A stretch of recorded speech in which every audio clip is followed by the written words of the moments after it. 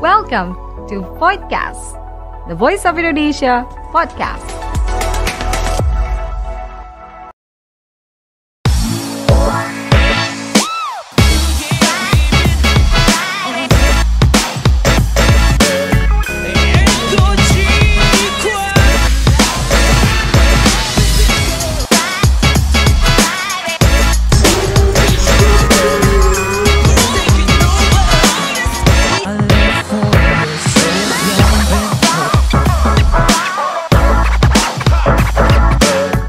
Hello Voiders, welcome back to Voidcast, the Voice of Indonesia podcast. Di sini kita lagi kedatangan tamu yang sangat spektakuler nih. Namanya Mas Eki Cahyadi. Selamat datang Mas. Selamat halo semuanya. Terima kasih sudah diundang di Voidcast. Seru banget nih.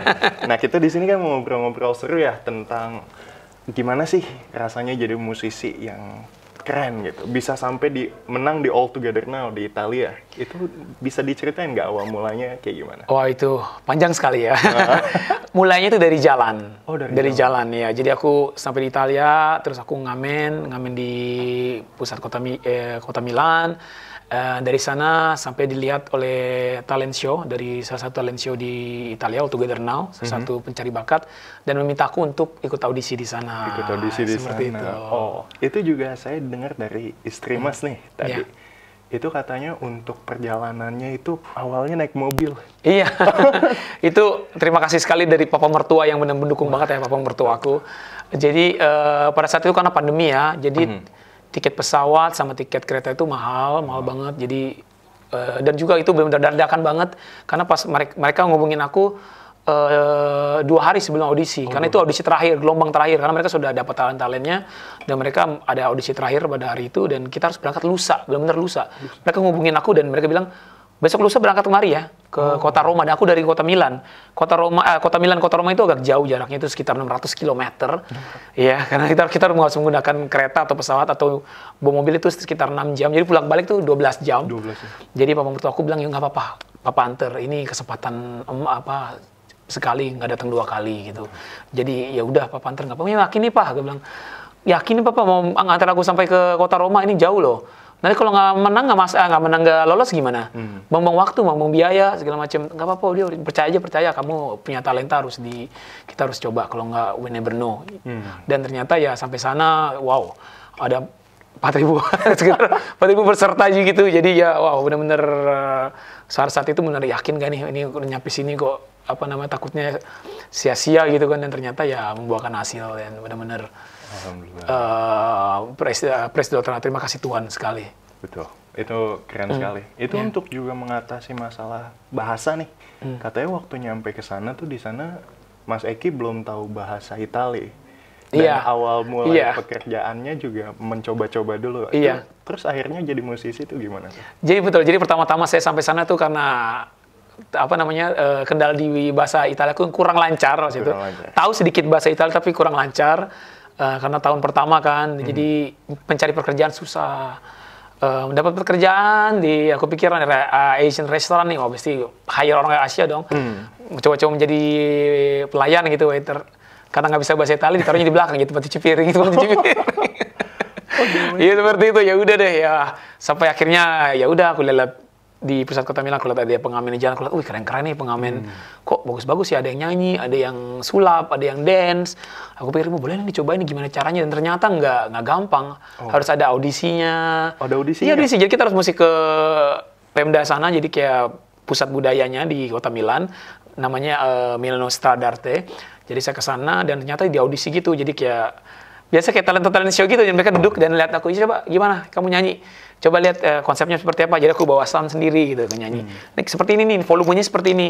Dan mereka lihat, oh ya kamu layak, kalau kamu layak kamu dapat license. Oh, jadi kalau enggak kamu nggak bisa gelar gitu aja nyanyi, nggak boleh. Oh, jadi kalau di sana mau ngamen di jadi street performer pun itu juga harus ada lisensi untuk bisa tampil di jalanan. Iya, harus ada lisensi. Karena nanti di sana ada polisi yang ngecek mana lisensinya, lihat.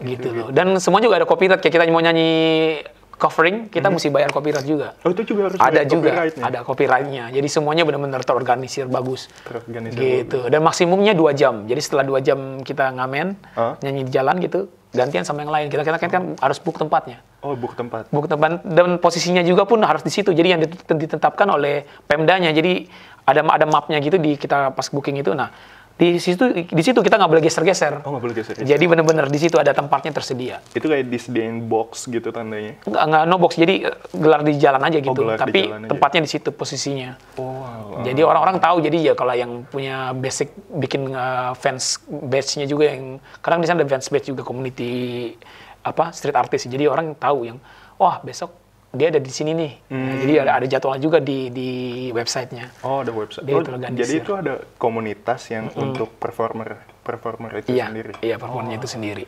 Kalau untuk nih Mas Eki kan saya juga stalking nih. Itu dulu suka jadi penyanyi kayak di kafe, di wedding, kayak Iya. yang terakhir itu yang di YouTube pun ada ada nyanyi di wedding. Iya. Itu kalau di sana itu juga tetap harus ada lisensi dan ininya nggak, kayak pengalamannya gimana untuk diceritain? Beda sama street performer apa sama? Kalau wedding singer ya mungkin di sana ya kalau yang aku dengar ya, aku dengar kalau di Italia ya mungkin cuman bayar ini aja sih, cuman dipajak ya pasti. Oh, dipajak. Bayar pajak dan ya itu bayar copyright aja sih, nyanyi bayar copyright. dengan lagu yang dibawakan. Itu ada copyrightnya, ada kantor untuk bayar copyright. Counter untuk bayar copyright. Iya. Oh, kalau untuk masalah di sana tuh copyright tuh besar sekali. Besar sekali. Dengan kita bawa DJ pun di sana kayak DJ gitu di klub-klub di sana kalau mereka bawain musik-musik luar gitu yang bukan musik mereka juga harus bayar. Oh, itu tetap harus Iya, bayar. karena nanti ada polisinya yang datang yang ngecek ini kamu ada lisensi nggak nih bawain copyright seperti ini. Jadi lisensi itu penting sekali ya. Iya penting sekali di sana penting sekali. Nah, oke. Udah tahu di situ, kita mau lanjut nih tentang pentasnya dari Mas Eki. Audisinya Mas Eki. Kalau saya lihat-lihat nih setiap audisi itu berbau-bau dan terlihat seperti Michael Jackson. Itu inspirasi Mas Iya. gimana, Mas? Influence sekali Michael Jackson itu Influence, dari saya kecil ya. Saya tumbuh besar mendengarkan lagu-lagu Michael Jackson. Dulu sempat juga waktu kecil ikut lomba-lomba 17-an. 17-an? Dance ala-ala Michael Jackson gitu. Jadi ya benar-benar terinfluence sekali dari Michael Jackson dan kebetulan mereka minta aku nyanyi laguin Michael Michael Jackson karena itu yang aku nyanyiin di Auto General bukan aku yang pilih. Mereka dipilih semua dari redaksi. Oh, jadi kayak untuk audisi All Together Now itu lagunya bukan Mas yang sendiri bawakan, tapi ada pilihan-pilihan. Ada pilihannya, mereka yang menentukan lagunya. Oh, mereka menentukan lagunya. Iya. Oke. Terus kalau misalnya pas lagi audisi tuh, pas sedang lagi audisi di All Together Now menyanyikan dan ada koreografi untuk kayak menari, itu semua udah di-plan dari awal untuk latihan dulu apa?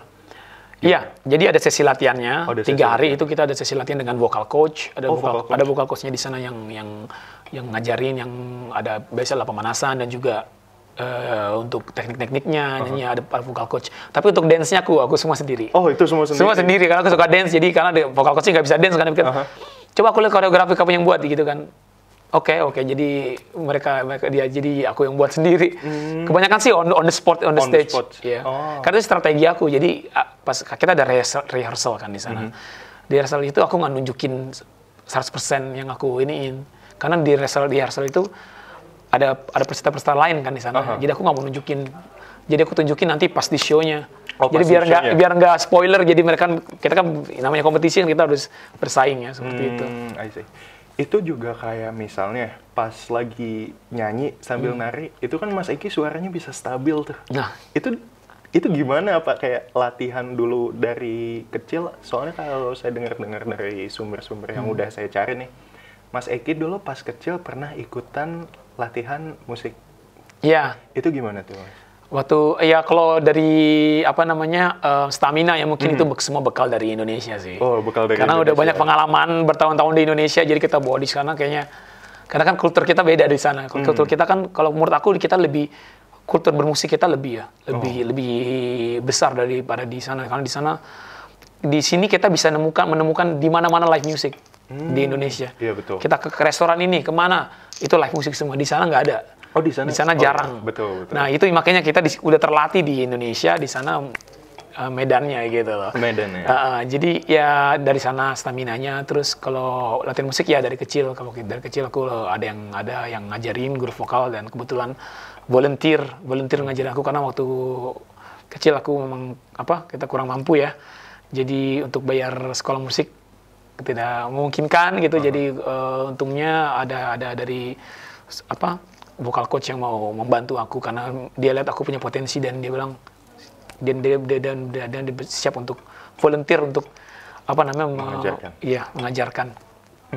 Itu menarik sekali ya, soalnya kayak Mas Eki sendiri pun kayak dilihat dari kecil tuh udah punya passion di nyanyi, dan Iya. waktu di sana berhasil di bidang entertainment tuh, Iya. dalam nyanyi juga. Itu dalam mengatasi nyanyi, terutama kan ada lagu-lagu pilihan yang bahasanya Italia tuh. Itu juga ada rehearsal sebelumnya Iya. atau Itu saya nggak tidur 3 malam. 3 malam? 3 malam itu nggak tidur saking mikirin, karena itu lagu Italia pertama yang aku nyanyikan. Oh, itu lagu Italia Sampai pertama? tadi Fragola judulnya, dan itu lagu lama dan sekarang naik lagi karena aku bawakan gitu. Oh. Karena beruntung sekali di acaraku itu pas lagi pandemi, jadi pandemi itu membawa keberuntungan juga buat aku. Jadi semua orang di warga negara Italia itu di rumah nonton TV.